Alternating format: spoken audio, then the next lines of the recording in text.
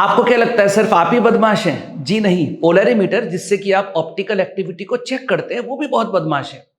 देखिए मजेदार बात, पोलरिमीटर हाइड्रोजन, ड्यूटीरियम और टाइट्रियम इन तीनों को अलग अलग मानता है। मतलब वो रिकॉग्नाइज कर लेता है कि अलग अलग एटम्स है, एच, डी और टी।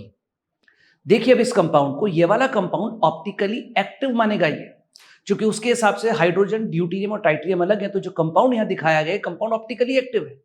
लेकिन इसके अलावा और किसी भी आइसोटोप को पोलरिमीटर पढ़ नहीं पाता है। मतलब कार्बन 14 और कार्बन 12 दोनों ही पोलरिमीटर के लिए एक हैं। देखिए इस कंपाउंड को देखिए, ये कंपाउंड पोलरिमीटर के हिसाब से ऑप्टिकली इनएक्टिव है। उसके हिसाब से CH3 और CH3 स्टार, स्टार का मतलब कार्बन 14, दोनों ही ग्रुप्स के लिए सेम है, तो वो उसे ऑप्टिकली इनएक्टिव मानेगा। इस बात को ध्यान में रखते हुए वॉल्टन साहब ने एक रिएक्शन कराई। उनको मालूम था कि दूसरे कोई आइसोटोप तो पढ़ नहीं पाता हाइड्रोजन के अलावा, तो उन्होंने आयोडीन के 2 आइसोटोप्स दिए। और आयोडीन के 2 आइसोटोप्स, देखिए इस रिएक्शन को, एक आइसोटोप हैवियर है और एक लाइटर है।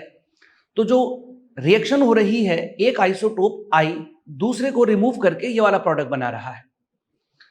साइमल्टेनियसली रिएक्शन, ये फिंकलस्टीन रिएक्शन है। साइमल्टेनियसली ये आई नेगेटिव वापस इस पे अटैक करके ये वाला प्रोडक्ट बना रहा है। थोड़ी देर के बाद ये दोनों के दोनों में इक्विलिब्रियम आ जाएगा, 50% ये बचेगा और 50% ये। मतलब मिक्सचर के अंदर इस वाले को अगर आप देखेंगे, चूंकि आयोडीन के जो 2 आइसोटोप्स हैं उनमें तो फर्क करता नहीं। इसका मतलब ये वाला जो मैंने यहां पर आइसोमर्स बनाया है, ये डेक्स्ट्रो हो जाएगा और ये वाला आइसोमर लिवो हो जाएगा, या वाइस वर्सा, ये वाला डेक्स्ट्रो ये लिवो हो जाएगा। तो मिक्सचर कैसा हो जाएगा? Optically inactive. अब इस बात के ऊपर IIT ने बड़ा जोरदार सवाल पूछा है। सवाल सुनिए, सवाल कहता है कि अगर इस रिएक्शन का, जो रिएक्शन यहां पर हो रही है, इस SN2 रिएक्शन का अगर रेट ऑफ रिएक्शन R1 है और रेट ऑफ रेसिमाइजेशन R2 है, तो R1 और R2 में क्या रिलेशन होगा?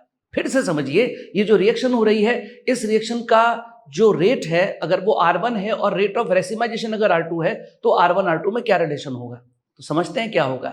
जितनी रफ्तार से रिएक्शन हो रही है उसके दुगनी रफ्तार से रेसिमाइजेशन हो रहा है। सोचिए ना, जैसे ही रिएक्टेंट का 50% प्रोडक्ट में कन्वर्ट होगा, रेसिमाइजेशन तो कंप्लीट हो जाएगा, क्योंकि इधर 50% डेक्स्ट्रो, 50% लीवो और हो गया 100% रेसिमाइजेशन।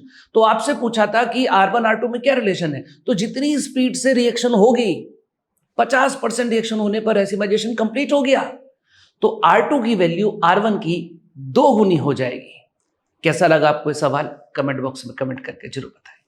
नमस्कार।